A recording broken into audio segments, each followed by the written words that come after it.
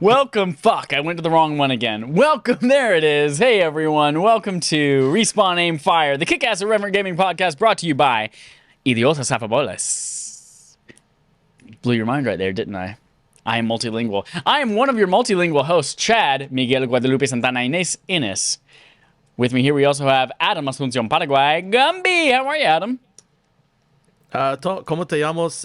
Me llamo Adam. There we go. Yeah. And joining us here right in the middle, our RAF regular guest, we've got Alex. Donde esqual? Watashi tachi wa baka idiotas. That was like half Japanese and half Spanish, and oh my all god, perfect. we are so worldly here on the Kick-Ass Irreverent Gaming Podcast. In fact, we're so worldly that you can catch us every time the planet goes around the sun. 52 times a year on Sundays. Yep. And also every time that the world goes around itself. 7 times on Sundays at 8:30 Eastern Time-ish. It's 8:20 right now, but, you know, just shut up and give a dog a bone. Speaking of giving a dog a bone, I'm about to eat this string cheese, and because of tradition, I'm going to eat 3 bites of it. My dog's going to eat 3 bites of it. Don't worry, we're not going to share it like that. That'd be weird. But remember when AC/DC did a song where they basically just said, giving the dog a bone like 100 times in a row? No, I don't remember that. That was back in the day where you could just be like, oh man, we're going to write this song that's called fucking, I don't know, shooting a caterpillar in the face. And it's like, what are the lyrics to the song shooting a caterpillar in the face? Oh, it's just shooting a caterpillar in the face 500 times. Shut up. Take our money. Oh, man. I mean, he's not wrong. Yeah, Lady and the Tramp and string cheese. You can't tell me what to do, John. In the chat. Hey, speaking of chat, welcome everyone to our live chat. You can watch us Sundays, 8:30 p.m. Eastern, or you can catch us on demand on YouTube and podcast services at 9 a.m. Eastern Time on Tuesdays. And no, we do not Lady and the Tramp style here, but I do bite off the pieces because if I give him too big of pieces, then he can't eat them. So I bite off little pieces and then hand them to him out of my mouth. So that's how... Does he try anyways? He does. If it's too big, he just does. He'll go into his mouth and then he'll just like... He'll try to get it in between his teeth, and then it'll just fall out of his mouth. And it's just that cycle over and over. So, you gotta get him small enough pieces. Today, we've got some things to talk about, including a brand new game from Alex.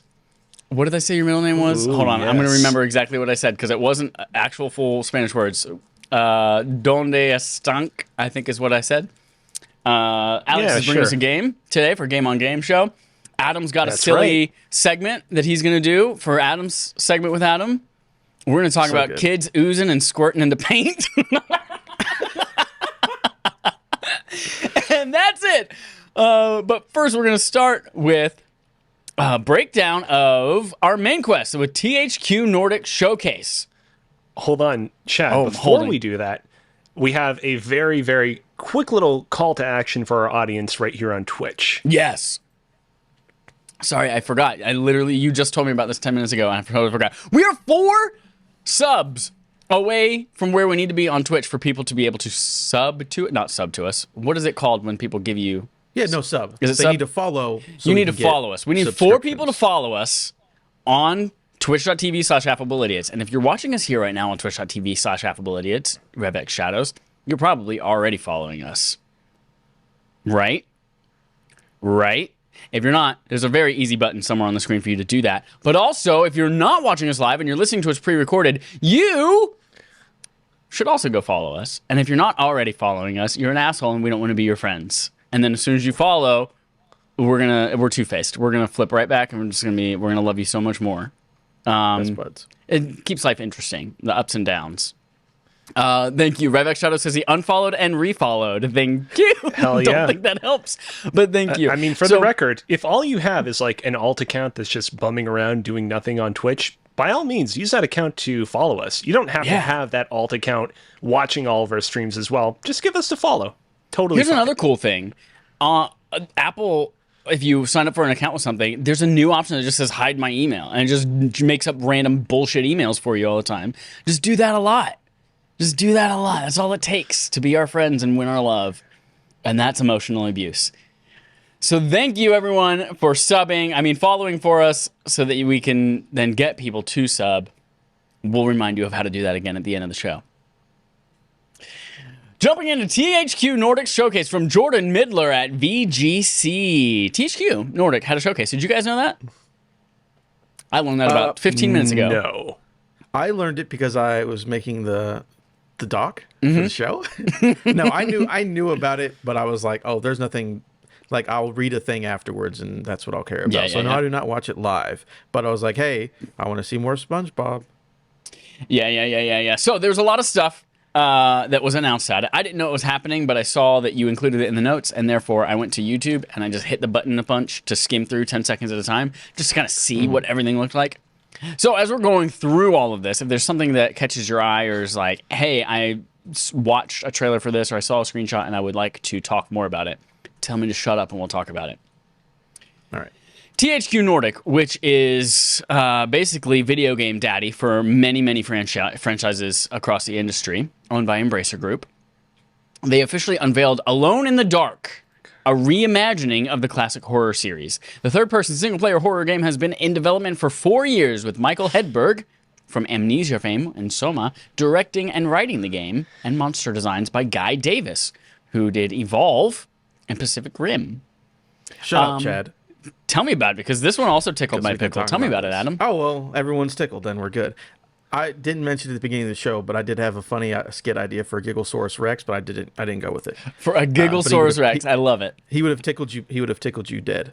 Anyways, so Alone in the Dark, a game I never played, but growing up with gaming magazines, I swear every issue of every magazine I had an ad for Alone in the Dark. So I'm very familiar with the IP. Never played a game before because I didn't like horror games as a kid or as an adult or now. But seems really cool. Amnesia and Soma, really cool games. People love those. And then the monster designs from Evolve and Pacific Rim are the best parts of those projects. So color me interested. Yeah. So the pedigree attached to this game is pretty good. The people behind Evolve, Pacific Rim, Amnesia. Like, honest to God, though, they could assign a duck riding a tricycle to develop this game, and I still think that whatever this new Alone in the Dark game is going to be will undoubtedly be better than the 2008 game Alone in the Dark Inferno. I'm guessing, Chad, you didn't play that game, did you? I did not. I did not know that existed. I played Dante's Inferno around that same time, though. I don't like to hate on games when I come on these podcasts, but that game legitimately, like, no bullshit, might be my least favorite game of all time. That game, I exclusively started playing it because I heard it was an easy platinum, got an hour into it, and I'm like, oh man, this game is like a combination of every worst game you've ever played. The voice acting was terrible. There's this framing device of it being like a TV show with credits at the end of each chapter, but it's awful. There's driving mechanics, but it's awful.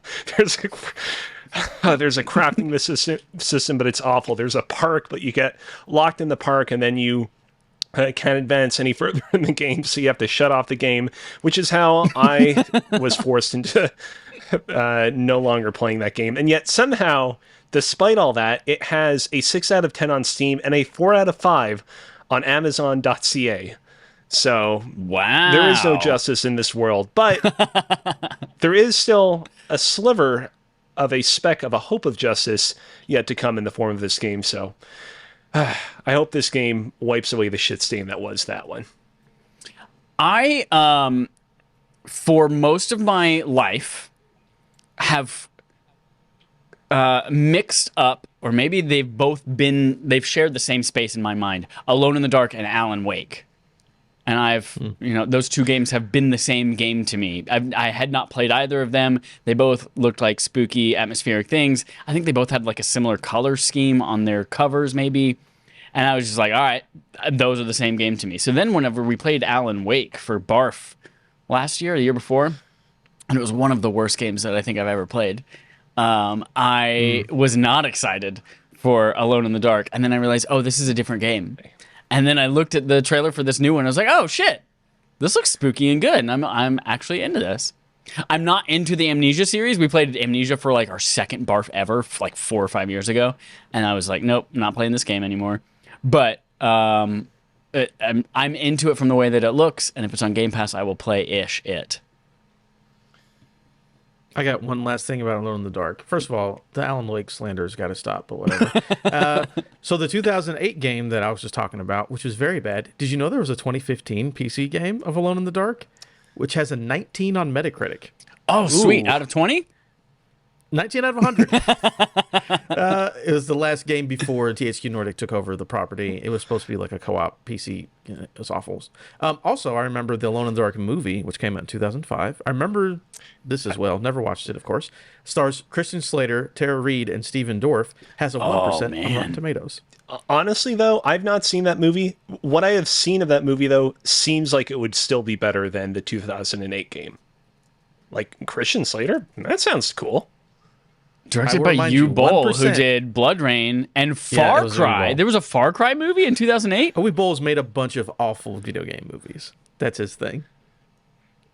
Yeah. Assault on Wall Street. He might have literally the lowest, like, approval percentage rating of any director in history. He did House of the Dead, Blood Rain. Yeah, it's wild. Okay. But Yeah, he did a lot. He did a lot. He did Blood Rain 2, House of the Dead 2. He's getting sequels, y'all. Alone in the Dark 2. There's a sequel in 2009. It was the year later. They greenlit it and made it so fast because the first one was so popular. It was not popular. Dope. There's also a movie called Raging Bull that is made to look like the movie Raging Bull, but it is about the director, Uwe Boll. Okay. Perfect. Let's move on from him and talk about some RTS greats that inspired Tempest Rising. It's a base-building real-time strategy game set in a modern-day alternative history war scenario. There are 3 factions, and they are fighting for a rare alien mineral called Tempest. Adam, I know you're all about some strategy games. Does this tickle your pickle? These. No, not these. No, not this one. No. Alex, what's this do for you? RTSs are hit and miss. Like, I liked Age of Empires, and I liked the really big popular ones, but I haven't played an RTS seriously in a very long time. Alex has hit the spot for you? No, don't care either way. Me neither. Let's move on. Space for Sale follows an astronaut on a mission to explore strange new worlds, seek out new life, and build real estate on an alien world. The game is an exploration sandbox where the player takes the role of a galactic property developer. Cute little art style, cute little astronaut. Won't play it, though, probably. Oh, yeah. Big same. The new game from Three Fields Entertainment, the team made up of developers behind Burnout and Need for Speed, combines the two for the new game Recreation. And I feel like this took this was all over Twitter for the last couple of days, is Recreation. That's all I heard. Which is the only way that I even knew that there was some kind of announcement or event, was because of this game. Looks fun. I'm not a huge into like a car game person, but people are very horny for old Burnout, and old Burnout was great. Yeah. It was fantastic. So anytime it's like from the team that brought you Burnout, people are like, "Excuse me," and they start salivating. So it could be good. Because Burnout was awesome. I like just wrecking cars and going fast, and that's what they do. So yeah, we'll see. We have a remake of the most iconic German RPG ever that I never knew existed until I saw this trailer 20 minutes ago. Gothic is currently in development for PC, PlayStation 5, and Xbox Series S/X by Alchemia Interactive. I'm not going to lie. My interest is piqued after seeing some stills from the trailer that I fast-forwarded through. Yeah. I do like just the remake of the most iconic German RPG ever. Right. Like, what a very specific thing to say. But I have heard of Gothic before, but yeah, I've never played it, so we'll see. It's a Halle Berry movie, Gothica. I do. I saw that movie in theaters. Yeah, me too. There was also pretty much anything with Halle Berry in it. There was also Project Gotham Racing, if you remember Yes, that there was. PGR, Xbox exclusive, Microsoft Studios. It took place where Batman lives, right? Yes. I assume so. Then we have Jagged Alliance 3, which combines a strategic campaign with turn-based tactical combat and RPG elements. Train your mercs, gather equipment, and form a militia to push the enemy back or hold conquered sectors. Big old snooze from me. Mm-hmm. Dope. Let's move on. Outcast 2! A New Beginning is coming soon to PC, PlayStation 5, and the Xbox Series S and X. I thought this was Outlast 2. And I was like, oh, another spooky game that I'm not going to play? And it turns out it's not Outlast 2, it's Outcast 2, which is just another game that I'm not going to play. They already made Outlast 2, by the way. They did. Yeah, they did. And I was like, oh, okay. Well, I mean, they've already made Modern Warfare 2, but they're making Call of Duty Modern Warfare 2 again. It's a different Modern Warfare 2. So. Yeah, you're very right. You're not wrong. So I don't know anything about this game, but people keep talking about, oh, man, they're bringing about Outcast. They're bringing about Outcast. I'm like, I guess. I don't know what it is. It was like somebody said, like, we're bringing back Alone in the Dark 2005, the movie. And I'm like, what are you talking about? But everyone likes Outcast, apparently. I don't know. This next one, though, I do have an opinion on. SpongeBob, The Cosmic Shake, developed by the team behind Battle for Bikini Bottom, Rehydrated. This new 3D platformer is coming to PC, PlayStation, Xbox, Nintendo Switch, and it sees SpongeBob and Patrick traveling to a multitude of different wish worlds, each with its own setting and rules. I'm digging the art style of this one. It's like weird and gross a little bit, but also cool, and like a little bit like weird, realistic, and the textures look, I don't know how to describe it, but it's interesting and unique, and I haven't really seen anything like it, but I'm into it. It's pretty cool. It reminds me, this whole situation, this game simply existing reminds me of how, I want to say it was Toys for Bob got to work on Crash 4 after the Crash Insane trilogy. And I hope that, unlike with that scenario, after they work on this game, they still get to work on more SpongeBob games afterwards. It would be a shame if this was the last new original SpongeBob platformer that comes out from the studio after this. How did Battle for Bikini Bottom Rehydrated do? I feel like I knew Barrett Courtney was calling for it and then fucking loved it, but I don't... Did it even come out yet?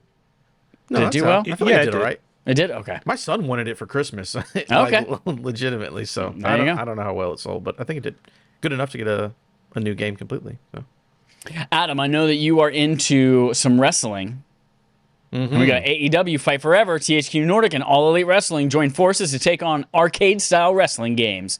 Has a big roster of AEW talent, multiple match types, a career mode, customization options, and more than 40 weapons and more. Railguns, mechs, who knows what those 40 weapons might be. You see that every Wednesday night. People pulling out mechs, doing power bombs. Hulk Hogan comes out, everybody boos. Yeah, this should be good. I really enjoyed the WWE game this year. They actually made it good after taking a year off because the last game was trash. And AEW is the other big wrestling company. And they even said from jump, they're like, hey, we can't compete on them on that level, but we're trying to make arcade style. Like, do you remember the N64 wrestling games that people won't shut up about and think they're the best thing ever? We're trying to do that. So I think a lot of people will be happy with what the game is, even though it'll probably be a little feature light. But AEW's got an awesome roster, and it looks like a fun arcade beat 'em up. So that should be all right. Are there, similar to how like with racing games there are arcade racers and there are sim racers, are there sim wrestling games? If this is an arcade wrestling game, are there like... Yeah. That's what people's problem with the old 2K games was, that they felt too sim. Okay. Like treating it like a sports game where you need skill and stuff. And the new one is more like, oh, do a combo system now. It's just like XXA and you do whatever. And they changed that. But it used to be like, you got to hit your reversals and you got to put them in this spot and it was a lot. So yeah, but this feels, from what I've been hearing, it's supposed to be just like the N64 game. Cool. So. Knights of Honor 2 lets players control a medieval kingdom in Europe or Northern Africa and command knights, merchants, diplomats, spies, and clerics, quote, to make your realm the most powerful in the world. Knights of Honor 2. Rated probably T for teen, maybe. Yeah. Don't care, but I do love how basically every game on this list is a sequel to an old game from the early 2000s that no one cares about. Good observation. No, yeah, I had noticed that. Yeah. Or remakes of iconic German RPGs, 2s, 3s, RPGs. Yeah. Speaking of a remake of an old PS2 game, Crypto returns in the remake of the second PS2 game in this franchise. Destroy All Humans 2 Reprobed launches later this month. Oh, this month, so fast. Destroy All Humans. Was it not a game's series that I ever played? Oh, Destroy. So the first one I did play. It eventually came to Game Pass, and again, it's very much an early 2000s run around open world and blow stuff up. But I mean, it's like it's fun, right? You just do dumb stuff and blow stuff up. It's a good time. In the most generic description of a game ever, Way of the Hunter. Explore vast open world environments and hunt with premium selection of firearms. They don't tell you you're Wow. hunting man. You know what's Hunting crazy? man. I don't know about this one specifically, but there is a game called Wild, Call of the Hunter, something like that. And when I worked at GameStop, fucking 8 years ago, 9 years ago, whatever, hunting games were huge. People love hunting. I mean, a certain people from the South Yeah. who Yeah, I feel like environment has to do a lot with Yes. with how popular those games are. but they were big sellers, man. Especially the Wii version, which had like the little light gun. Yep. Oh, we couldn't keep that thing in stock. People were just like, "Let me get the hunting game with the gun and shoot the TV." Like, all right, here you go, sir. Have a good one. I need to practice during the summer months. All right, we've got 2 more left on here. 18 players compete against each other in an elimination-based stunt show through various gun modes. Stunt show's the name of the game, correct? Stunt show, yeah. Yeah, stunt show through various believe. game modes. I don't remember seeing that one in the Unless I the just trailer. Maybe I skipped past it too clicked on quickly. this wrong. Give me a second. Oh, this just in. Apparently there is a pickle that needs to be thrown. I will throw the pickle.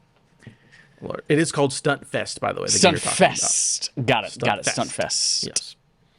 And then finally, in The Valiant, another game, players lead a band of brothers through medieval Europe to stop one mad villain, Ulrich von Liechtenstein. Just kidding, it's Ulrich von Grevel, who is trying to get a mythical and powerful artifact that would grant him unearthly powers. That actually, I'm intrigued. I don't remember seeing that one either in the skip through 10 seconds at a time thing that I did, but which means I probably am not interested in the game if I just skipped right over it. But the description has me 10% erect. Interesting. And then finally, what it was all worth, like all of it was worth it for this one final 3 seconds of audio. New South Park is coming. This is from Moises Tavares at GameSpot. At the very end, there's like a little disclaimer. It's like, hey, by the way, this is everything we showed you. There are 40-something games in development, 25 unannounced ones, or 24 that we haven't even showed you. And then you hear Randy Marsh going, it's coming! As if he's pooping. That was a terrible Randy Marsh impression. But then they scratch it out and they say 25 unannounced games. So we are getting a new South Park game, which I am super pumped for because the Stick of Truth and Fractured Butthole are some of the funniest video games I've ever played in my entire life. Like, crying laughing while I was playing through them. And they are also just legitimately good games. So yes, very excited for this. We know zero information about the game other than it exists. We don't know a genre. We don't necessarily know who's developing it. We don't know much of anything. Yeah, I'm ready, pretty man. excited too. So South Park: The Stick of Truth was one of those games I played, I want to say back in 2015 or so, and I really enjoyed it. I would have gone through it platinuming it too, but that game was one of the more egregious examples back in the day of a game where there were just so many missable trophies, and you basically like had to replay through it again with like a guide in hand if you wanted to make sure that you didn't miss anything. Those South Park: The Chimpokemon, Fractured man. Those Butthole- missable Chimpokemon and the different, the different choices. Chimpokemon, and there's like a whole bunch of other stuff that you could potentially miss. The Fractured Butthole, I actually have a copy of the game on PlayStation 4 sitting in the shelf in back of me. To be totally honest, I think I was kind of deterred from playing that game back in the day because I remember that game received some negative press for the way in which it kind of dealt with certain kind of like political, gender-based issues in that game. I still do want to give it a shot though, because there was a lot of like genuinely really funny moments in the original South Park Stick of Truth that were, just like funny, and not because they were making fun of a particular person or race or denomination, but because they were just fucking silly in that way. And I hope that Fractured Butthole will deliver on that when I eventually get around to it. Yeah, I like Fractured Butthole better. I like it better from a game. Like, I think it's a better game. It's way more fun to play. Yeah, Absolutely. more fun to play. I feel like it was a little bit too long though, and where I felt like Stick of Truth was the right length. I couldn't remember the controversy around South Park, so I just Googled fractured butthole controversy, and the first thing that comes up was just like, I think a brilliant implementation and commentary on our world of the difficulty setting in that game is just how dark your skin is. Yeah. Like, Oh, really? The darker How your did skin, that the work? harder the game is. Just If like, it's like Oh. you pick your difficulty and you go to Interesting. hard and your character's just black. you know? But it doesn't actually affect the game's not actually harder. They're just like making Right, a joke right, about right. it's hard to be a black person. And the gender thing was like Mr. Mackey. And he calls you, it's actually like a plot point. He goes through multiple times of like, I actually think they handle it pretty well. Like he's being like very sincere and nice about, well, are you sure you go by he, him? Oh, they? that's right. I forgot about that. And I can Yeah. see people getting mad about it when you actually like play 5 minutes past that. It's like, oh no, this actually, I think it was handled pretty well. Yeah. It's Okay. a great game either way. I mean, it sounds to me like it's an example of a game where I think I just need to play it for myself and make up my own opinion for it, and maybe not jump to conclusions just yet. It's Yeah. good. Ready for 3, whatever that ends up being. Me too. And that's it. THQ Nordic announced a bunch of good stuff, some stuff we didn't care about, and that's a video game conference, folks. There you go. Let's get into this playtime because we've got some stuff to talk about. Playtime, where we talk about what we played this week, and recently we've just added in shit we're watching too. So I've got a big old list this time, y'all. But we're going Right. to talk about. I actually want to start with some controversy. So Alex, tell us about Yes. playtime for yourself.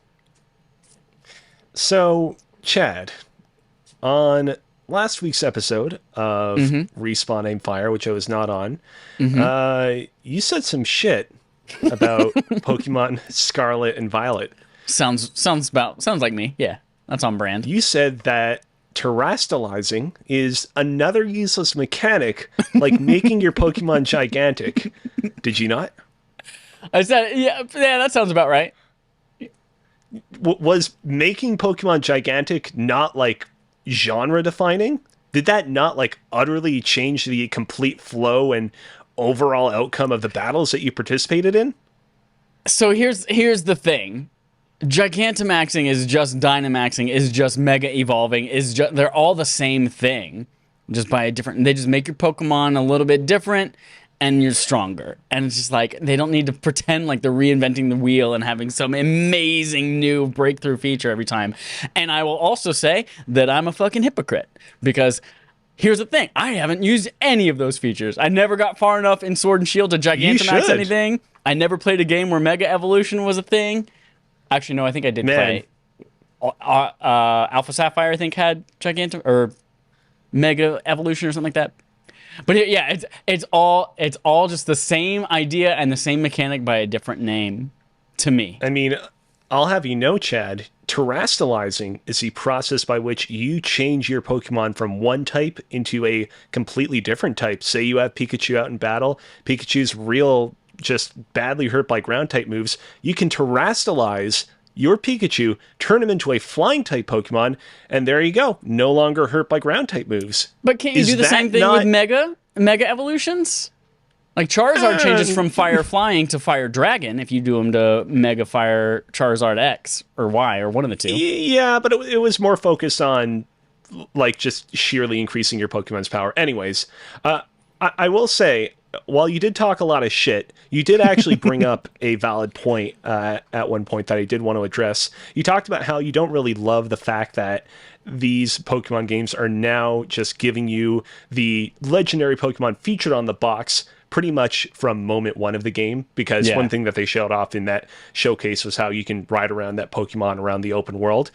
My prediction, and I don't know this with certainty, my prediction is that they'll probably do something akin to what they did with Zygarde in Sun and Moon.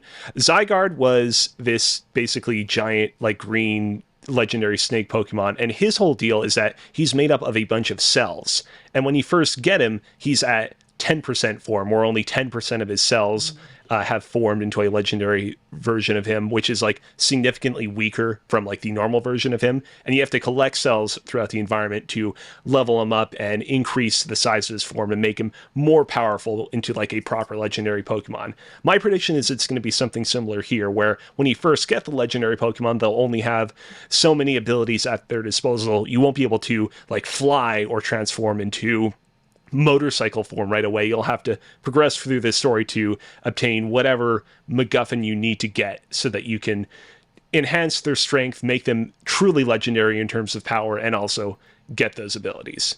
But that's all just speculation on my part. Do you think that you'll eventually power up your Pokemon enough to where it uses its wheels instead of its fucking feet? I mean, I see no reason why not. I think both these Pokemon are just gonna wheel the day down. I see. I had never played far enough in Sun and Moon to actually get to Zygarde or anything about Zygarde, so that makes sense about how like he for lack of a better word, evolves throughout your playtime with him. I think what still bugs me about it though is just like there's no mystery around these things anymore. Like, if you think about Lugia and Ho-Oh, they're just like, oh my god, people have seen silhouettes of them in the sky, and there's this legend around how they came to be, but nobody's actually ever really seen it. And then this one's just like, oh, you're talking about that legendary Pokemon? You mean the one the kid was just riding around town? Yeah, that one. Like, that to me, it just feels less mysterious and less cool. But hope it plays out fun. We'll see. You played some other Pokemon game this week as well. What else did you play? Yes, that's right. The other Pokemon game in question that you're referring to is Pokemon Puzzle League. So, past weekend, I actually went to Otakuthon, which is Montreal's premier anime convention. Since the pandemic hit, it's been a stay-at-home show, but this was their first show back as an in-person event. And in the game room on the showroom floor, they had some Pokemon Puzzle League booths set up, probably because it just recently came to the Nintendo Switch Online in July.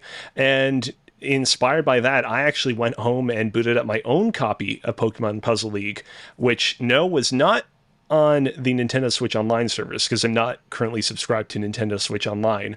It was in my Wii, accessible via my Wii U's Wii Mode, which I did using a Wii Classic controller attached to a Wii Remote. Real awkward process getting there, but once I was able to get in there, I had fun with that game. Initially, that was an example of a game where I downloaded it because I was really jazzed by the prospect of playing another great N64 Pokemon game, and quickly realized back then, oh man, this is not exactly what I was anticipating it to be. But going into it with sort of the right mindset, I found a lot of enjoyment out of it. Definitely go and check that out if you like Pokemon and puzzle games, although I would say more puzzle games because it's really just Pokemon in aesthetic only. What kind of puzzle game are we talking about? It's sort of like a kind of like match 4 style puzzle game where you gotta match these like various sort of icons of the same color, and you can basically send junk over to the opponent's side if you manage to kind of get a chain of matches all together via like having pieces fall into place when you cause other pieces to disappear, that kind of style. I get that. Seems similar to like, is it anything like Puyo Puyo Tetris that came out Tetris, a little bit ago? Yeah. And it's also like there's like another game in Nintendo's library called Panel de Pon, which is like basically apparently this game, but like without the Pokemon branding that some people swear is like the slightly better version. So there's that too as well. Cool.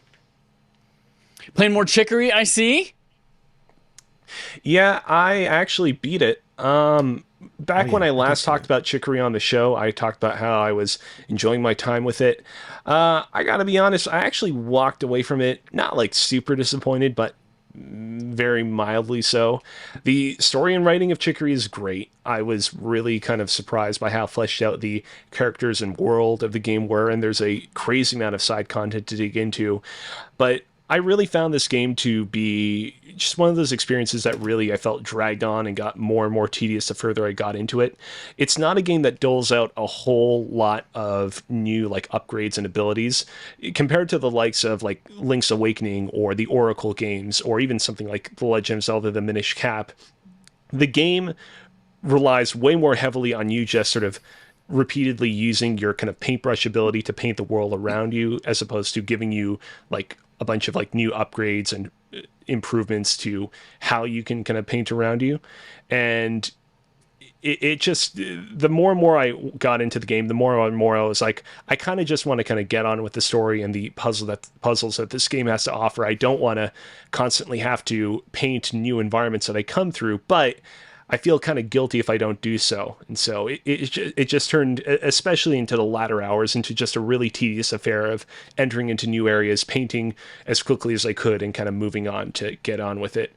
I think that overall Chicory is real solid, but I think that your mileage with the game will vary based on how cool you are with the idea of being an artiste and painting your heart away in each and every block of that game. Because if you're not that kind of person, if you're kind of just like, I just kind of want a straightforward Zelda game injected right into my veins, you probably won't love it like I did.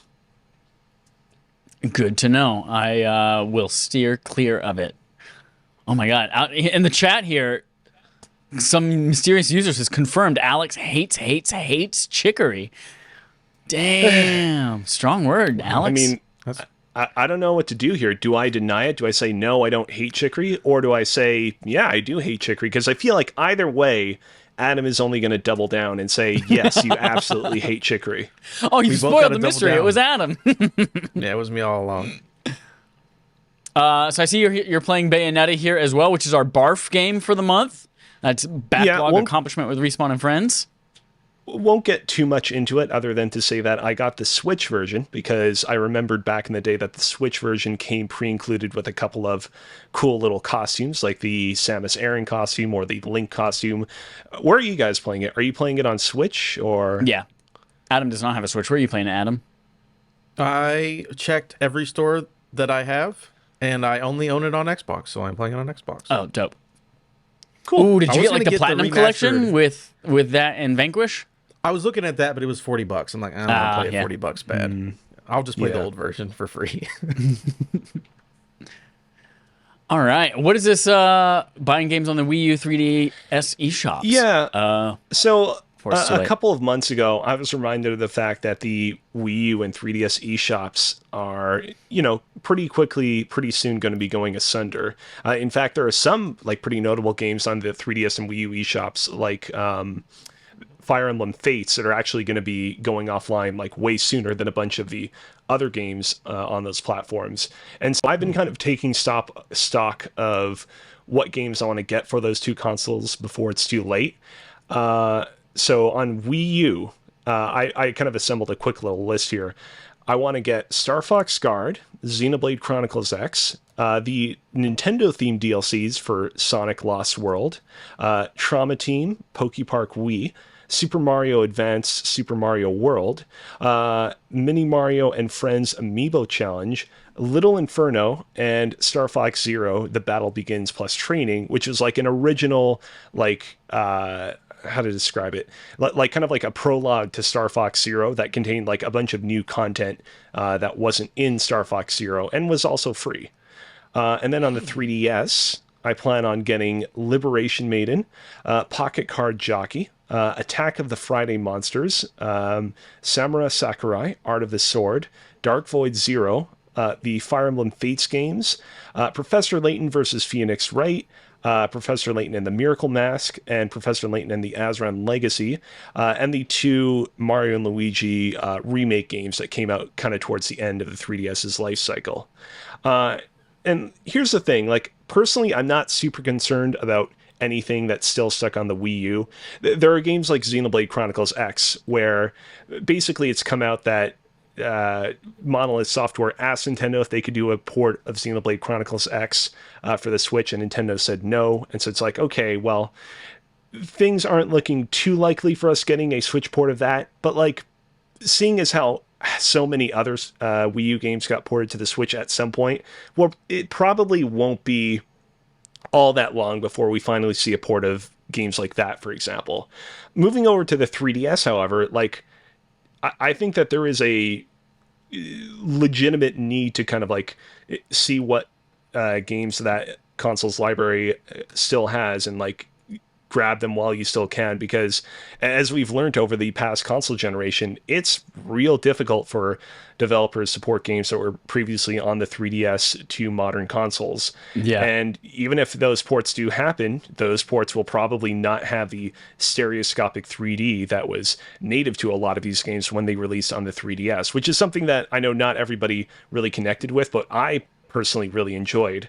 And then you have games, Yep. yeah, and then you have games like the Professor Layton games, where right now the studio behind Professor Layton, Level 5, is in a serious funk. That studio closed the doors of its like North American office back in 2021 and basically went on record being like, yeah, we have no interest in doing any operations, releasing any games in North America anymore. And there was some like insider sources that spoke up shortly after and were like, yeah, like this company's sort of corporate culture is like kind of rotten right now. It's all very profits driven, and there's not that creative spark that kind of drove the studio back during its early days. And so like, yeah, going back to what I was saying earlier, you know, we may yet see a port of Xenoblade Chronicles X. We may yet see a port of Fire Emblem Fates. We may very well see a port of like those Mario and Luigi games, but like, who knows when we're going to get those 3 Professor Layton games next. So I am taking stock of them and getting them ASAP. I say ASAP as if I can't get them just straight away, because unfortunately, I can't get them straight away. I have had all sorts of technical issues trying to download these games for my 3DS and Wii U. The SD card on my 3DS still plays any games that have been saved to it, but for whatever reason, I can't download and save new games to it. So I need to figure out what's going on there, because I don't want to just needlessly buy another new SD card if I can just figure out a way to fix this one. The Wii U, I had to get myself a portable hard drive for the Wii U. Thankfully, I had one already sitting around, so I didn't need to purchase a new one. I just needed to make sure that portable hard drive didn't have anything critical on it and then format it for the Wii U. However, after doing so, it was only then that I discovered that the Wii U apparently does not provide enough energy to said portable hard drive on its own to be able to run it. And I learned after the fact that apparently this is just like a common problem with the Wii U. And so I had to go and buy a USB-Y cable, which is basically just a USB cable that like splits into 2 ends. So I could stick one into the Wii U's first USB port so that I could transfer data, and the other into the second USB port just to provide more energy to it. So that, I was at first, when you mentioned that you had an external hard drive for your Wii U, I was surprised. I was like, oh, I didn't realize they supported external hard drives. And then in such a Nintendo fashion, they support it, but they really don't know how to support it. So. Yeah. But it's happening there. But yeah, PSA to everybody that, you know, is out there and has a 3DS and Wii U on hand, check out those games libraries, see if there's anything of significance on them that you want to pick up, because one day they're there, next day they'll be gone, and you never know when they'll appear again. As you were talking, I looked through some of those things, because I was thinking, like, didn't those games get a re-release? But because you said Ace Attorney versus Professor Layton Fight to the Death, and Ace Attorney has gotten re-releases. Yeah, that's Capcom. Yeah, right. Level 5 will definitely never re-release those Professor Layton games. Yeah, there's 0% chance. Also, Dark Void Zero. Yes. I can't believe that's a real video game. Dark Void was a bad game, and people made fun of it, and they made a joke video game called Dark Void Zero, and that apparently is stuck on Windows, iOS, and the DS. Yeah, so Dark Void Zero, to give a little bit of context to that one, that was released on not the 3DS eShop, but earlier than that, the DSiWare eShop, around the same time that the like Prime version of Dark Void released on its consoles. And the marketing kind of strategy in the lead up to that game's release was really interesting, because Capcom marketed it like it was a lost NES game from back in the day that they recently uncovered and brushed up. And it was only like either like just before the game release or just after that they were like, oh yeah, actually it's like something that we totally just made up for this game. So yeah, pretty cool stuff. Interesting. Adam, tell me about you're watching George Clooney TV, ER? Oh yeah. Yeah. I'm a big George Clooney fan. Yeah. Everyone's been on ER. No, They Elden call Ring. you Cloons. Like The Cloon. clown, Yeah, I'm like the clown posse, but Cloons. Yeah, insane Cloon posse. That's what we are. No, I play more Elden Ring. We've got really far. I think I'm in the home stretch of that video game. Again, my entire first playthrough is I want to just collect everything. So when I do New Game Plus, I'll have everything. I don't have to go search for anything. I just play the video game, and you can beat the game in like 3 hours if you just mainline it. So I'm doing everything. I'm actually really close. I'm very high level, and I think I'll probably beat that the next little bit. I didn't know if I was ever going to finish it, but it stuck. So just more cool things on Elden Ring. I've beaten all the big bad guys mostly, and I got a big sword. It does a lot of damage. But for new stuff, what does this stand for? Top TP. Chef. It's chef. Oh. Top Chef, but with a P. Because it's potty food.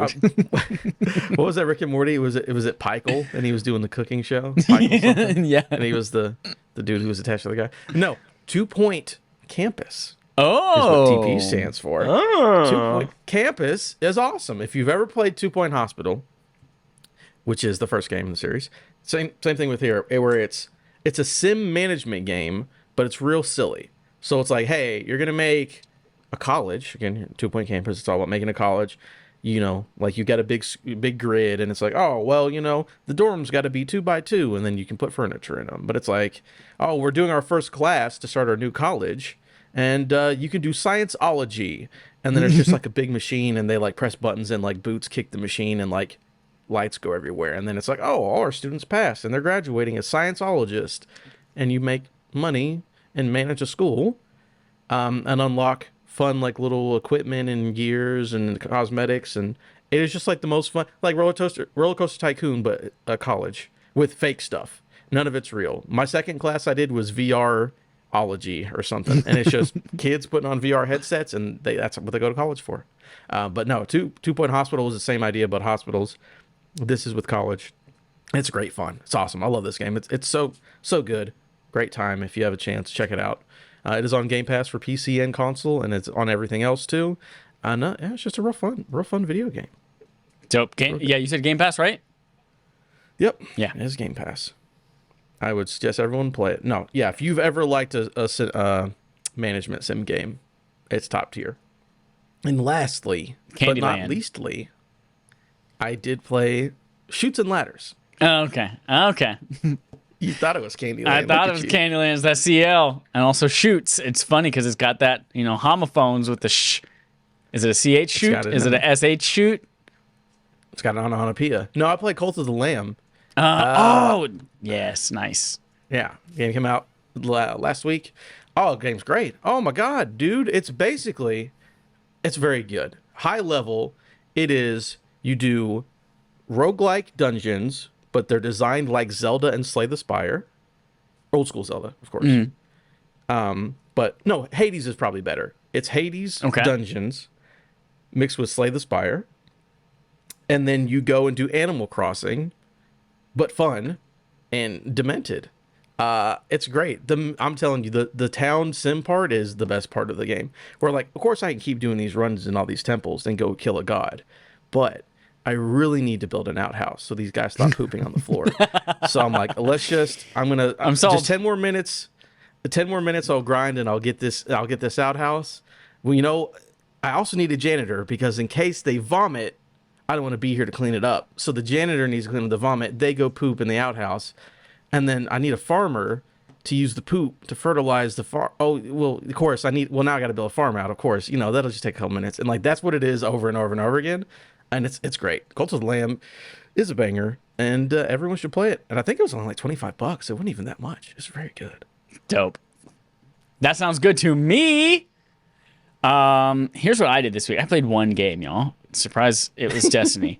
I didn't play that much of it, though. We only have like a week and a half left of the season, so I've pretty much done everything. But I did We ran the dungeon, the duality dungeon. I got the sword, the exotic sword, and I got the catalyst for it. But we're still running the dungeon because Audrey needs that sword I got a question, too. Yeah. Chad, real quick. You said you've only played one game this week? Yes. I'm just looking at your list. Why did you put it, 6 down? Why is it in the middle? Why is it in the middle of these other things is my question. Oh, to draw suspicion and trick y'all. I wanted to trick y'all. I had no idea what D would stand for. Yep. Well, you knew what D would stand for, but then you would also be like, oh, what is B3? What game is B3? What is F? I was like, did he play Bayonetta 3? That's not out yet.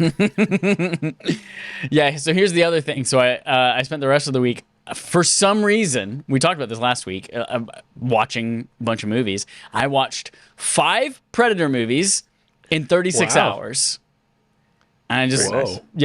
Yep. Friday and Saturday was Predator. I had some wild dreams because of it. I assume they were because of it and not just because my brain is fucking bonkers, but... Demented. Yeah, on the list have you here, achieved Predator? I have become a predator, whatever that means. I'm not going to define it because legally that might get me. I plead the fifth. So yeah, my list this week looks like P P P P2 AVP AVP2R TYYW. YW. Yeah, I watched. So I watched. This technically was last week. I watched Prey, and that led to the conversation of like, I don't think I've ever seen any of the other Predator movies except for AVP. Turns out I hadn't seen AVP. We hadn't even seen AVP. I hadn't even seen AVP. No, I was watching. I was like, well, I don't know what the fuck this movie is. So yeah, I watched Predator. I watched Predators. I watched Predator 2, Alien vs. Predator, and Alien vs. Predator 2 Requiem. Thank you. You're welcome.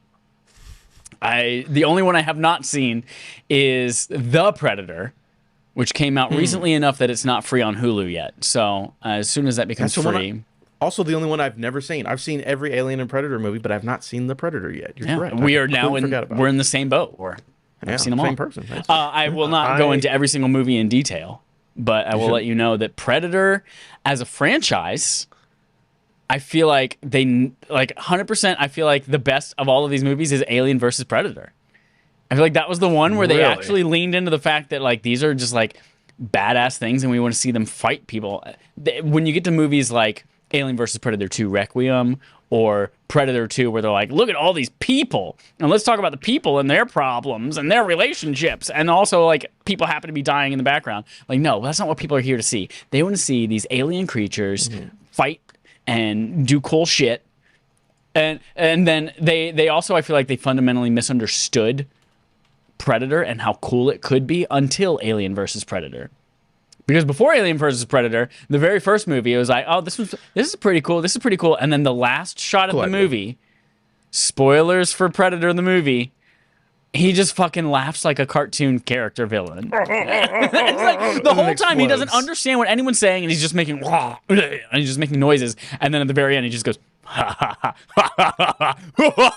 was like, where the hell did that come? As he blows up the forest. And then in number 2, they make him just like fucking. He's a joke. He's just repeating things that he's heard other people. Movie. It is wild. There are parts of it that I like, want some candy? Yeah. He's just repeating things other people say. So you have this scene where it could be terrifying, and Predator's just coming up to you going, "Want some candy?" Or it's just like, for some reason they take off their masks all the time, as if like why? Why are you taking off your mask if that's helping you? And they're like, oh man, it's time for the hardest part of the battle. Let me make myself weaker. And then they look people in the face and go, motherfucker. Or he's hanging off a building and he's just like, eat shit. Or no, he said, shit happens. Predator 2 is an insane movie. We can kind of look past that one. Did you like Predators? Remember I said that one. Predators, Adrian Brody. Yeah, the twist is we're the Predators. The only Predator movie that I have seen, actually. It's very good. Is Predators? Topher Grace being a bad guy? Never saw that coming. Surprise! Predator's a very underrated movie that had a very understandably misleading and bad trailer. Do you guys remember this? I don't remember the trailer at all, no. I just watched the movie. I never saw the trailer. The trailer had a very egregious shot in it in which, what's-his-face, like, you can see like the Predator's little like red beam thingy appear on the back of his chest, and then like 100 of them appear, And that doesn't happen in the movie at all. There's like literally just no. 3 predators. And I think people walked into that movie being like, oh shit, we're going to see like 10 humans take on 100 predators. And they didn't get that. And I think that contributed to kind of the initial backlash against that movie at the time. But I feel like over the subsequent years, people have kind of reclaimed that movie as being pretty good. Movie's awesome. Yeah. A Predator has a one-on-one fight with a Yakuza member. Like, fucking come on. Like, what are we talking about here? That shit is awesome. There's also there is a formula to like every single movie. I guarantee you, there's going to be a part where you see a predator in the top of a tree sewing up a wound, and there's going to be a part when you see a predator on top of a building holding some kind of skeleton going, ugh! And there's going to be a part where it happens every single time. And in fact, in Alien vs. Predator, they even call out the same exact fucking lines. Alien vs. Predator 1, they say, "You're one ugly motherfucker," as a callback to Arnold Schwarzenegger in the first one. Alien vs. Predator 2, they said something. I don't remember what it was, but they said another line that was straight from Predator 2. And it's like, it's the same shit. Same shit in all the movies, but just better But graphics. Prey and Predators, very good. You agree? Yes, I do concur. Very awesome. I'm Fun glad you finally facts. saw them. Did you know that Jean-Claude Van Damme was actually supposed to portray the original Predator in the original Predator movie? I did not know that, no. He got mad because his face wasn't going to be in it. It's like, So- you're a fucking alien. Right? Why would your face be in it? What's funny about it is that there are like 3 different conflicting stories of why he got fired from the movie. Like version 1 of the stories, he broke like a $20,000 prop because he was upset or something or other. I currently have this website, faroutmagazine.co.uk, pulled up. One of the other stories is that apparently people were upset at him constantly kickboxing. Speaking to the Hollywood Reporter on the film's 30th anniversary, Hynek stated, "I was in Joel Silver's trailer and he called for Jean-Claude to come see him. And he comes into the trailer and Joel starts saying, 'You got to stop kickboxing,' because Jean-Claude wanted to kickbox. And he was telling him, 'Look, the Predator is not a kickboxer.' Replying in his unique tone of voice, the actor quipped back, 'I must do that. That's how I see the Predator,' before the producer walked in and bluntly stated, 'Well, you're fired. Get out of here.' What did Jean-Claude Van Damme spit in response? 'Kiss my balls.'" By the way, I just put in our Discord chat, that's the suit that originally was going to be used that Jean-Claude Van Damme was in. If you just want to check out our Discord chat. Oh, yeah. That's People can wild. see it right now as Alex's face. That's, ooh. That's wild, yeah. Fun times. We are almost an hour into this thing and we're still talking about playtime. So I'm going to briefly just tell you, I watched another movie called Fresh. That is, it's a good movie, but it's also uncomfortable and not enjoyable to watch. It's about kidnapping women and cutting up their bodies and selling it to old people as food. And it's gross. Okay. And then Bodies, baby.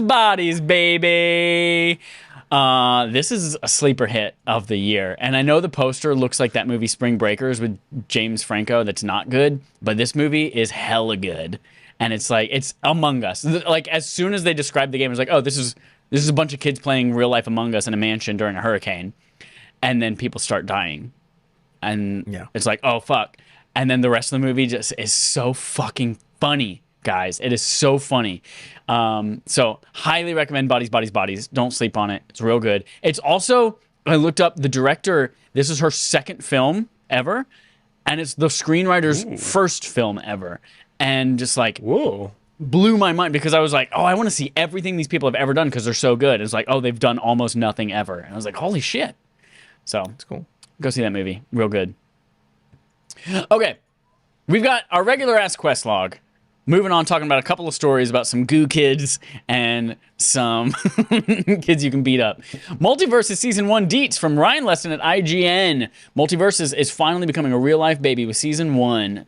This is a quote from them. Quote, "We are excited to announce Season 1 will begin on August 15th, which is tomorrow, if you're listening to us right now, or yesterday, if you're listening to us on Tuesday, or 2 days ago, if you're listening to us on Wednesday, etc., etc., etc., etc." August 15th, with brand new Battle Pass for you to earn in-game rewards. We can also confirm Morty will join the character roster on August 23rd as part of Season 1. Season 1. We look forward to sharing more in the coming weeks And finally, there's one last caveat here. Quick note, everything we are bringing to you in Season 1 will not drop on the same day. New modes and content will spread through the life of the season. We'll continue to share dates on all the fun things to come. I actually like that idea. Like, it gives you a reason to come back and fight kids' characters over and over, rather than just front-loading it all at the beginning of a season and then no one plays it for a while. Yeah, keep bringing me back. I'm excited. Morty in a week. Yeah. Kick the shit out of people. I'm all about it. Season 1. Get your shit together, Summer. You guys still playing that? Put it in a museum. Put your shit in your bag and carry to the shit store. Are you guys still playing Multiverses? Still having a good time with it? I am. Yeah, absolutely. Ready for Season 1. Not played it in a week, but that's not for a lack of trying. I really want to play with some more people, but I just rarely have the opportunity and the people that I need to play with. But I definitely will keep playing it because it's fun. Yeah, I'm in the same spot that I am with 55 other games where I have it downloaded and it's staring me in the face and I'm not playing it. So, well, you can watch every Predator movie. but I can watch 5 Predator movies in 36 hours. Yeah, what a weird world. Next up, you want to goo with some kids? You can. It's Splatoon 3, direct from Holden's nemesis, Rebecca Valentine at IGN. All right, to catch you up with all the latest news from Splatsville. Is that real or did you write that? Is Splatsville what they call it in the game? That is what it's called. Yeah. Okay. Here's a recap of the biggest, freshest tidbits from the Splatoon 3 Direct. The Octolings are playable again. How are those different than the Octokids? What are the Octolings? Squidlings. Squid Kids? No, Squid Squid Kids. Squid Kids? Octolings. Octolings are the bad guys, right? Well, former bad guys that have sort of turned good-ish, but there are still like bad ones and good ones. So they are the success stories of our criminal justice system. They've been reformed. More like we kind of drove them into squalor in the first game, and then we kind of people negotiated them, giving them a second chance. More like that.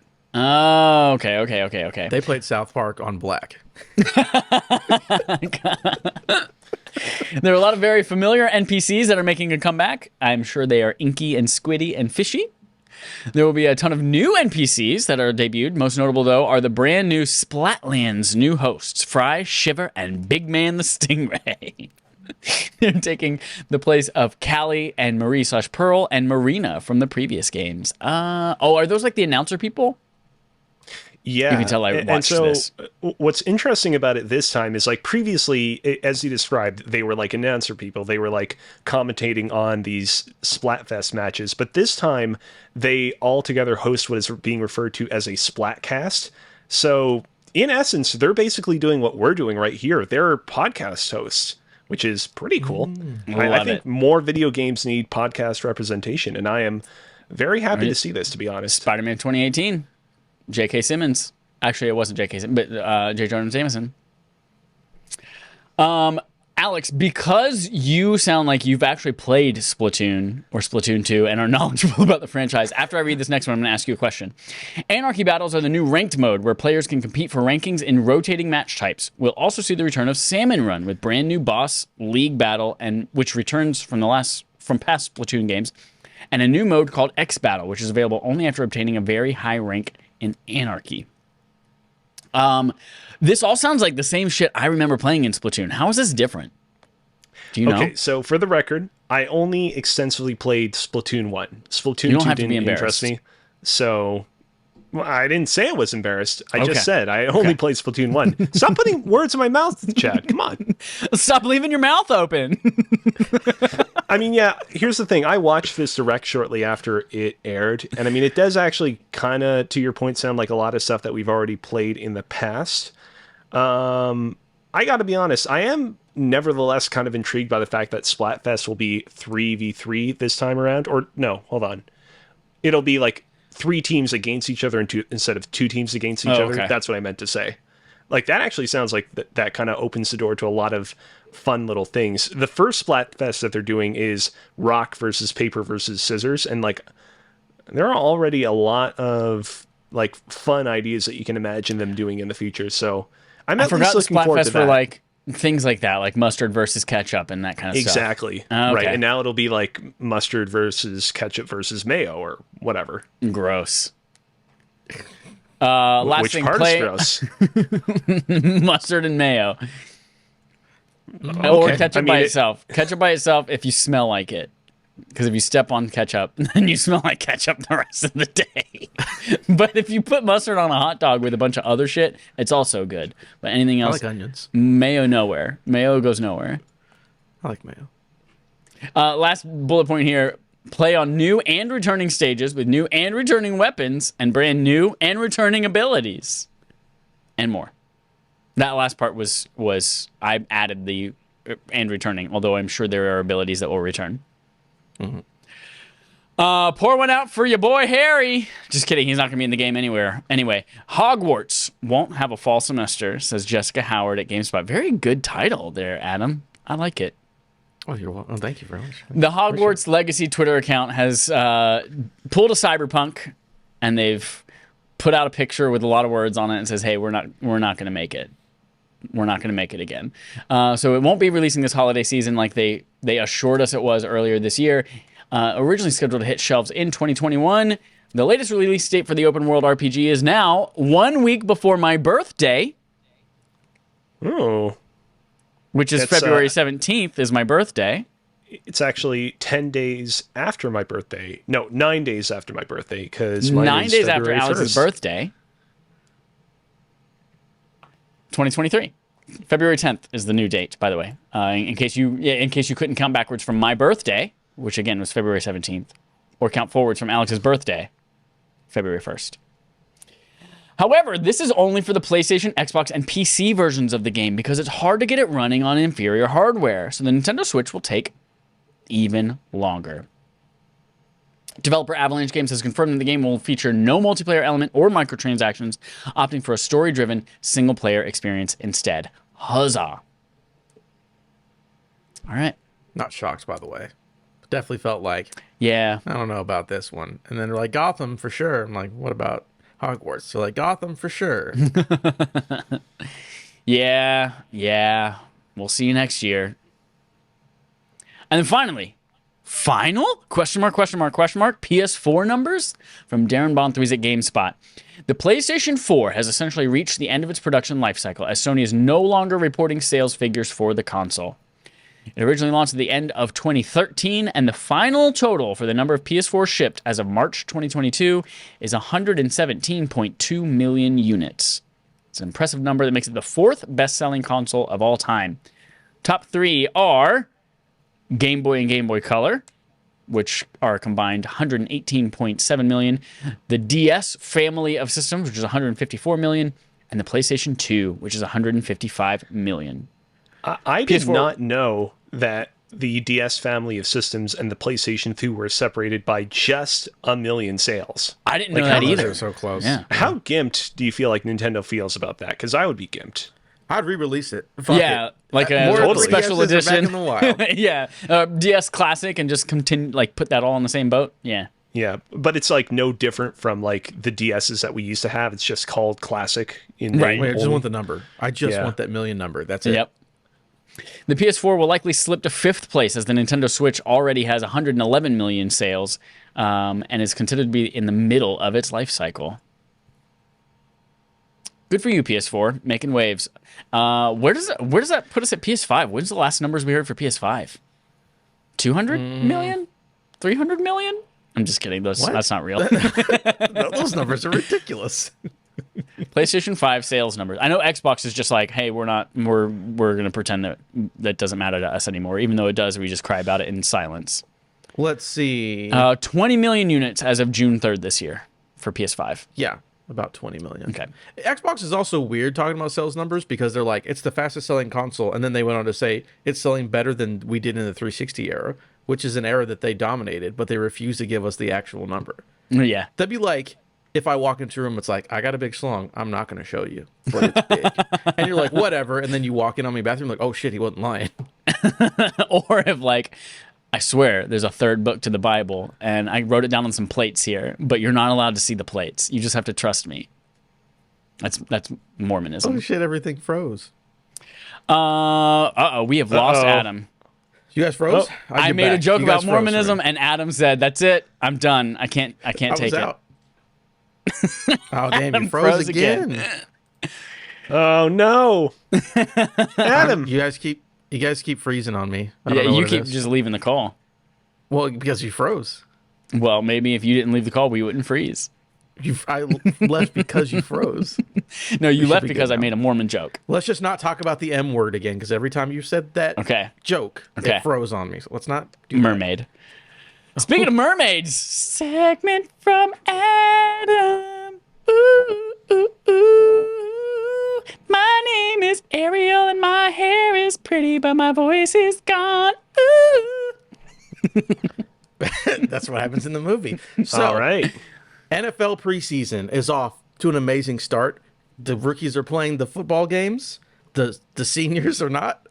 And I had a fun idea because they actually made a joke about this in Key and Peele. But I decided, hey, we talk about video games. NFL's happening. What if I made a list of the weirdest NFL names? Or these are real people who played in the NFL. Uh-huh. A lot of times it's nicknames. Sometimes it's full legal names, whatever. It's one of my favorite And Key then- and Peele sketches. Yeah, it's insane. Yeah.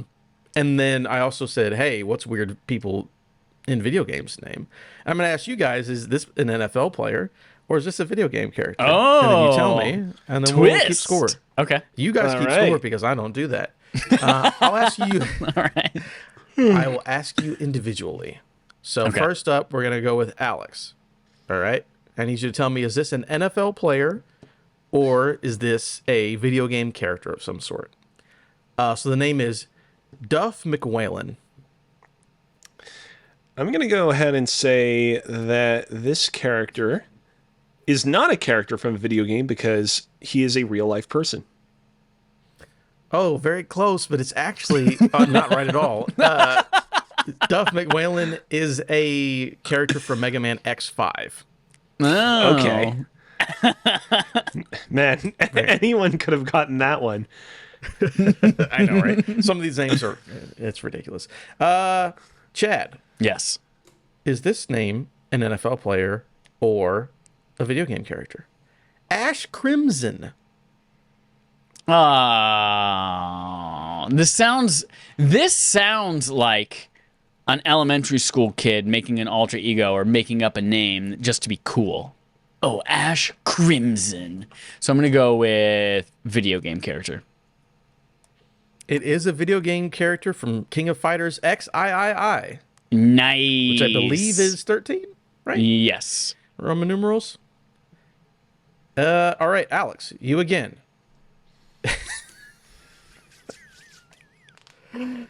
Is this an NFL player or a video game character? Henry Cooldown. See, his name reminds me a whole lot of Travis Touchdown. And so I'm racking my brain to try and remember, was there also like a Henry Cooldown that you had to fight who was like your evil alter ego in that series? But I only played No More Heroes 2, so my knowledge base is very limited. I'm going to go ahead and say that he is a real human man's. Henry Cooldown is a guy from No More Heroes. Oh, that was so close. When you said it, I was like, oh, Henry here we go. Cooldown to me sounds like some rhinoceros in a free-to-play mobile game that you have to pay gems to in order to continue playing. You got to Hold on. decrease your cooldown. Was he from No More Heroes 1 or 3? It just says No More Heroes, so I'm assuming one. Oh, okay. Okay. Not okay. positive. Couldn't tell you. Oh, he froze again. Oh, there he's back. He's back. Who said it? Who said the M word? Not me. Hey, Chad. Yes. Video game character or real human being who played in the NFL. Greedy Williams. Okay. This is a sweet Rosie O'Grady. This is a girl. This is not a girl. This is a person. This is a real person. Greedy Williams. think it's a real person. NFL Yeah, man this who is a played in real the NFL? NFL man. Yes, it is a real NFL man who played for the Browns. Nice. Nailed it. Greedy Williams. Alex, you're next. How many have I done? This will be number 3, right? Yeah. Yeah. This will be number 3. Video game character or real human man who played NFL football. Prince Mukamura.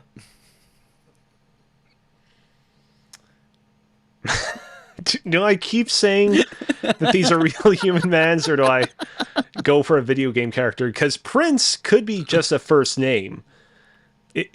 Everyone, you're inclined to think that it's like, oh, like a prince, like royalty, but it could just be a first name.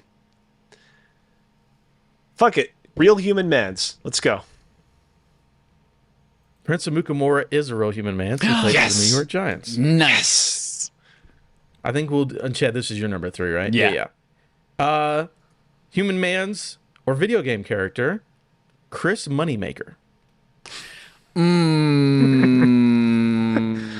Moneymaker is not a real life last name. It could be an alias, though, that someone makes up for their football persona. Similar to how like actors have stage names. But I'm going to say it is a video game character instead.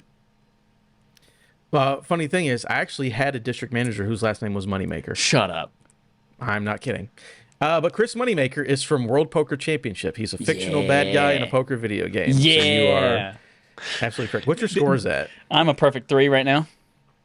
No, you're not. Yes, I am. You are? Okay. Yeah. What was? Go ahead, Alex. What? What were you going to say? Oh, I mean, I'm at a score of 1. Is that what you were asking me? I'm at No, a I thought you score were of going 1. to say something else. I thought you were going to say something else. Okay. No, I just have 1. That's all. I'll give you guys one more. Alex, if you get this right, you get 4 points. All right. So, is this a real human man or a video game character? Jet Brody.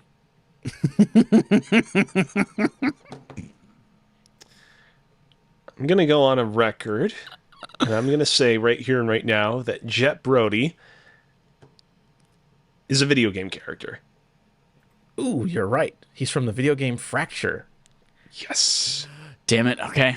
It's all on the line. Chad, this is also, well, this would put you 1 point ahead, so you would win, right? If this is also worth 4 points for me, this would put me at 7 versus Alex's 5. Absolutely. Well, let's figure Okay. it out. I mean, regardless, you're going to win, but we're having fun. So the last one, human man or video game character, Juju Smith-Schuster. Stop it. There's got to be a hyphen somewhere in there. Where's the hyphen? Smith-Schuster. Smith-Schuster? Smith-Schuster. Smith-Schuster. Jojo is the first name? Juju. Juju. J-U-J-U. This is real. This is a real person. You sure? Final Yes, answer? I'm sure this is a real person's name. Yes, Juju Smith-Schuster is a real person. He was That's on my bucket list, is to meet He's on the Juju cover of Madden. Schmidt. Juju Smith-Schuster. He's actually on the Yes. cover of Madden like 4 years ago. That's perfect. Yes. So there. So sorry to say, but Chad, you are the winner of the weird name game. Yeah. Some of the other options that I didn't choose, I mean, Dash Rendar is a great name, but if you know Star Wars, you know that's real. Trevor McFur is a dude from a video game, and DeBrickashaw Ferguson is a real human man. Just funny names DeBrickashaw? that I thought were DeBrickashaw. That's kind of fun, though. DeBrickashaw. DeBrickashaw. Yep. Whew. There's Thank you for that. Equiminius St. Brown. That's a good one. Equiminius. Equiminius St. Brown. That's awesome. Thank you for That's that my segment from Adam, and we are now going to go into Game on Game Show. The Game on our Gaming Show, where we play a game called Game On. The Game Show on our Gaming Show. It's game. Alex, you've got a game to bring to the table that you would like to facilitate. I'm going to turn it over to you.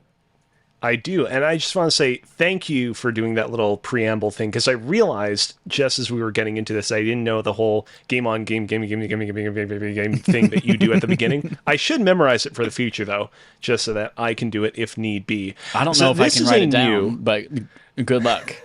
We'll do our best. This is a new Game on Game Show segment that I'm calling Top 10 Once and Again. So back in the year of our Lord 2020, a lot of things happened. However, before... I think that was the year of the devil, not the year of our Lord. Before most of everything happened, literally in January of 2020, the NPD group did something really cool.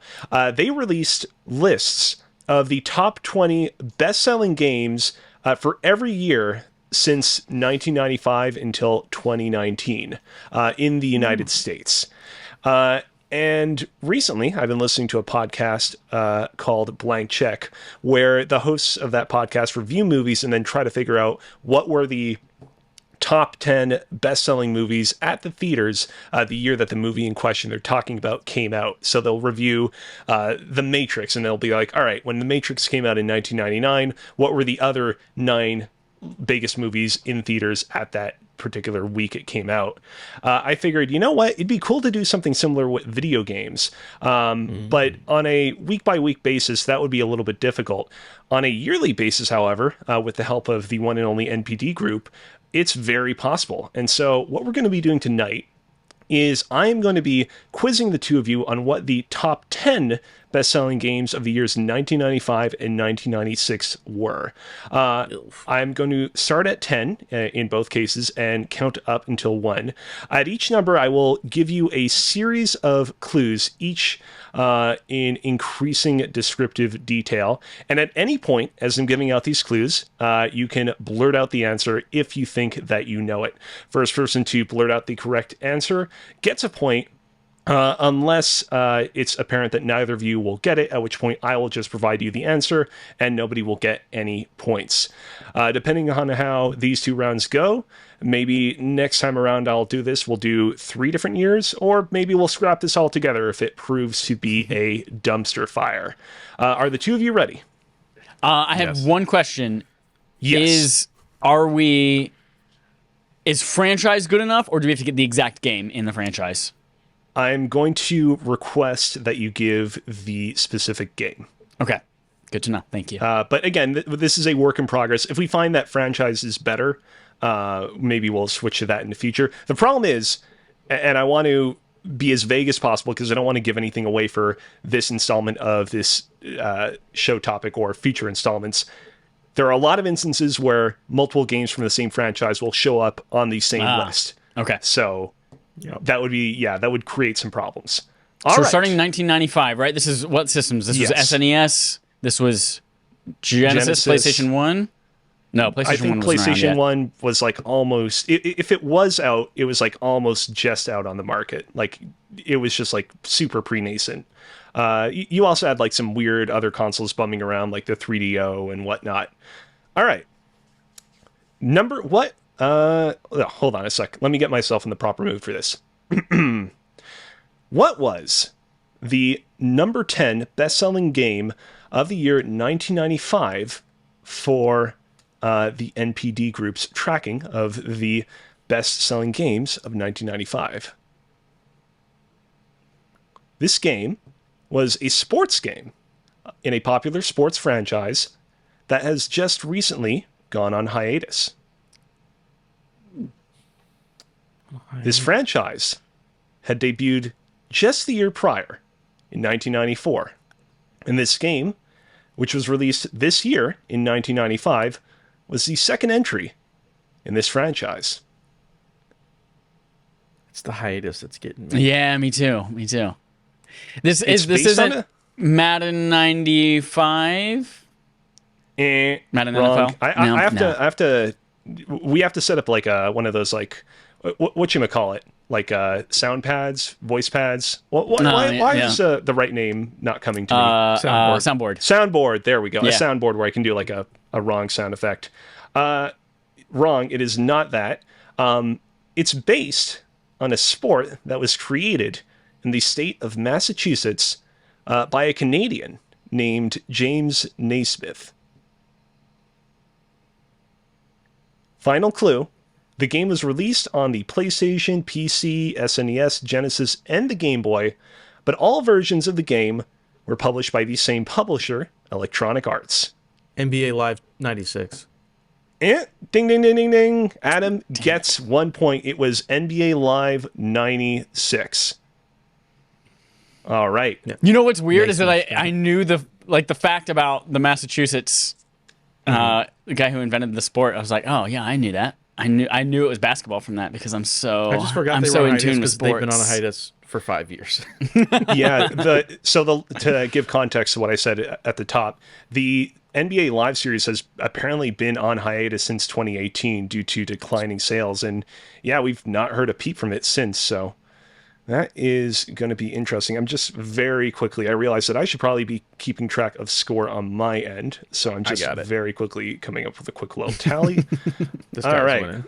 I love Chad, that last game. Adam's like, y'all keep track of score because I don't do that. And then this one, he's like, no, I got it. I got score. All right. What is the 9th best-selling game of 1995? The number 9 best-selling game is a sequel to a popular SNES platformer. It's a critically acclaimed game that remains very popular. Super Mario World to 2 this day. Yoshi's Island? Wrong. But- Super Mario Brothers 3. Wrong. No. Super Mario World. Wrong. Are we allowed to make multiple guesses? Yeah. Yes, Sorry, but continue. if you let me read clues, you'll have a greater chance of guessing it. It's a critically acclaimed game that remains very popular to this day. If anything, it's actually more beloved than it was at the time of its release. It introduced a new playable character into the mix. Donkey Kong Country 2. Diddy's Ding, ding, ding, ding. Conquest. Yes. Chad gets it. Yeah. It is Donkey Kong Country 2, Diddy's Kong Quest. All right, number 8. Number 8 is an SNES platformer as well.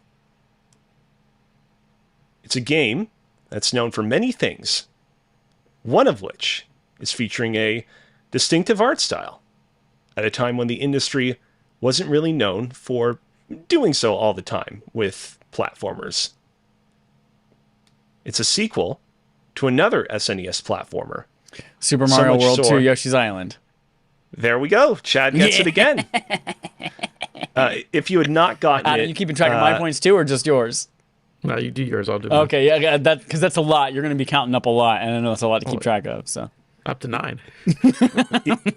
if it had taken you both a long time to guess this one, my last clue was going to be it's a game that recently rose to infamy on this very podcast because of a very, very bizarre description Chad gave of it on a previous Game on Game show. That was very weird. what did I give of it? What did I say? You did like it a was- weird it was the- song. It was the Jesus loves me. Jesus loves little children. Yeah, I forgot. Yes. very good. Number 7. The number 7th best-selling game of the year 1995 is a licensed game that was basically released on every platform under the sun at the time. It's based off a popular movie that was released just the year prior, so in 1994. This 1994 movie, at the time of its release, was not a sequel or prequel to anything, but would go on to have sequels and later a remake. Jurassic Park. Nope. Wrong. That's not the right year. Yeah, wrong year. The char- Lion King? Ding ding ding. Chad gets it again. Yeah. Wow. Three, Good job, baby. Chad. 3, baby. That was 94, huh? Yep. Whew. Number 6. The number 6 best-selling game of the year 1995 is a multi-platform game and a sequel to a popular arcade game. Its development was headed up by a game developer that was and still is very respected, so much so that a rearranged version of their name lives on in the series to this very day. This game was actually originally released on the SNES and Genesis in 1994, so the year prior. And this time around, when this sequel was brought to both platforms, there was no censorship in the SNES version, at least in North America. This game features all sorts of characters, Mortal Kombat including... 2. There you go. Adam got it. Mortal Kombat 2. Yeah. Damn it. All How many right. points is that from each, Chad? That's 2 to my 3. Yeah, you got me. The number 5 best-selling game of the year 1995 is a non-sequel from a studio that has already been featured on this list. It's a game in a series that is still decently popular to this day even though the last time that we got an outright new game in the series technically was back in 2013. It has a name that sounds sort of similar to Mortal Kombat, and in many ways is sort of in the same wheelhouse in Mortal Kombat, but is not exactly as bloody. Smash Brothers? Eh, Is it Street you're Fighter? a few years off from this one. Nope. Not No, it's Street not a Fighter. sequel, no. Final clue. The name of the main male protagonist of this series is the name of the parrot from Aladdin if you swapped out the first letter of the parrot's name with a J. Jago? Oh, Killer Instinct. Yeah, There damn we it. go. Why did I give Adam you got the clue? Killer Instinct. Yes. All right. 3 for 3. We're in dead heat. All right. Let's Jago see is the main character. if we can turn this around in the final 4.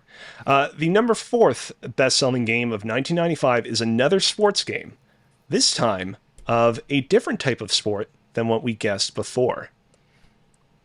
Madden 96. Not enough. Fuck you. So I will give you the point. The full title is Madden NFL 96, but 96, I'm not going to be picking that way. Adam, you have 4 points now. Oh, what's more than Chad? Son of a bitch. Number 3 is another sports game, but this NHL time 96. around... Shut up. But this time around, however, this sports game Ken does Griffey Jr. not- baseball. This sports game does not have a year in its title, Adam. NBA Jam. This game, which was originally released in 1994, is actually an updated edition of the first game in its series, which itself released in 1993. So much so that the game actually has edition in its title. NBA Jam Slam Dunk Edition. NBA Jam Championship Edition. NBA Console edition, NBA arcade Jam. edition. We brought peanut butter this time too. NBA edition. Jam Last Arcade clue. Edition. Every sports game involves tremendous physical exertion in a tournament of some sort. And this NBA game, Jam Tournament Edition. Chad's got it. Yeah. Adam, I feel very sorry. I felt very sorry giving you the buzzer on when you just said NBA Jam, but I had to be specific. That's with the this wrong one. year, dude. No, Wrong year, Don't dude. it's not a year in it at all. Yeah. Actually. You For those, said by the the game way- was released in the wrong year. For those of you at home who might be listening, who might be wondering what the deal is with Tournament Edition, this is per Wikipedia, included updated rosters, new features and Easter eggs, and combined much of the same gameplay of the original with these new features and upgrades. All right. So we're 4v4 right now. Yeah. 2 to go. The number 2 best-selling game of the year 1995 is a popular SNES platformer. It's a game that's related to another title previously covered on this list.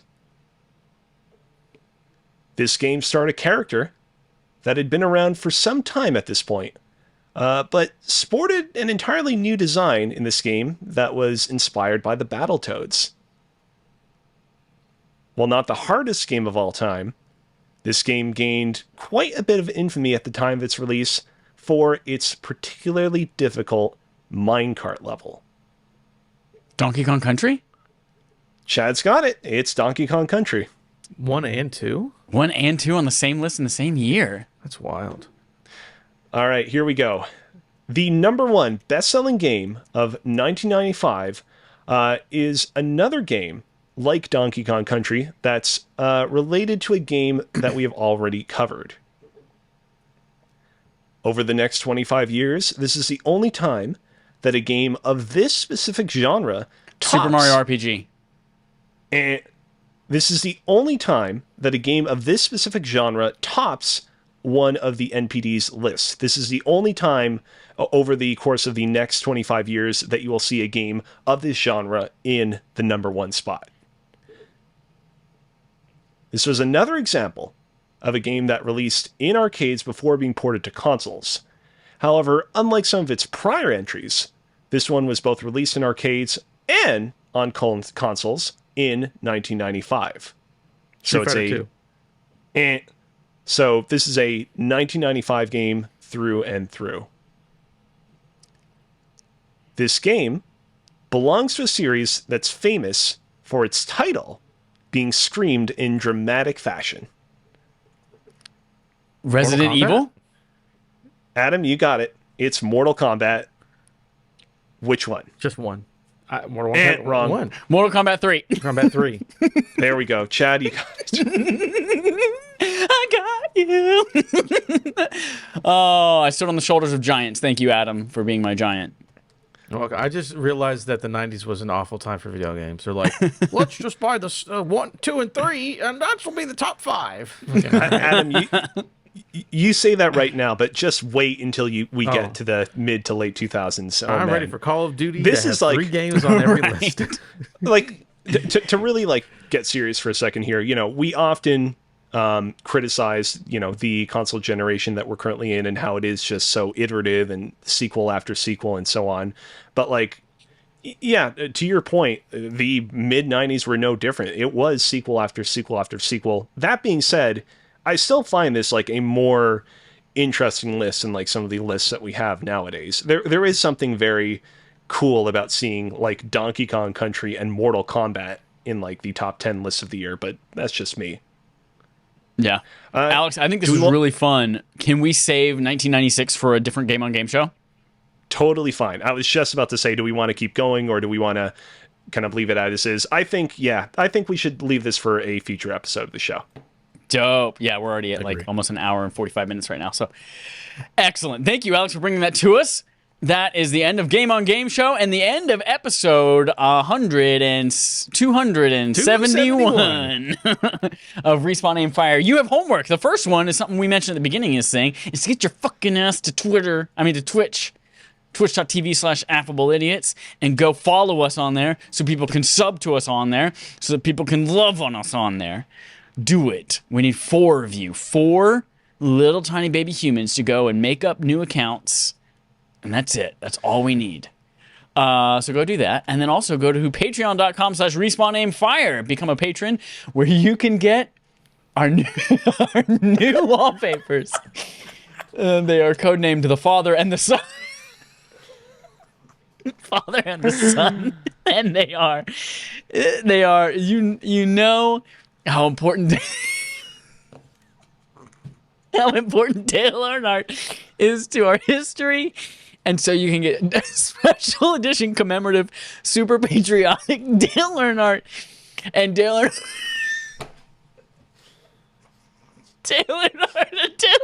Jr.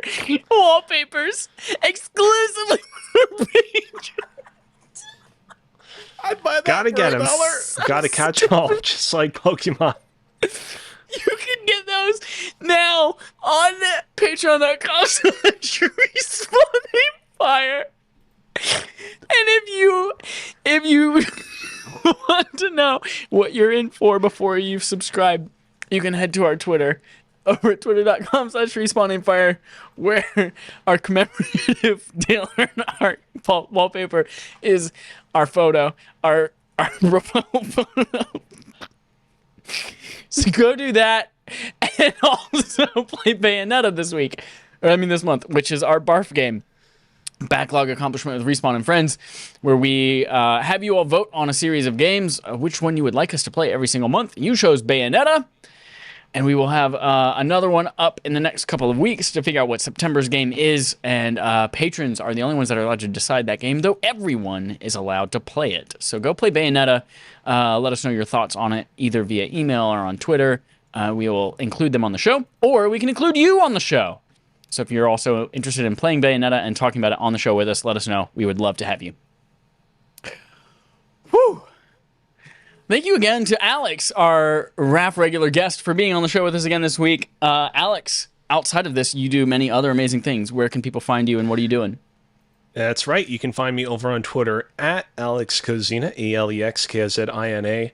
I actually reviewed a real cool pastry fast food chain called Lakma in Montreal earlier today. So if you've just gone through your entire life just looking forward to the day where you could read a Twitter review of a fast food chain, by all means, go check that out.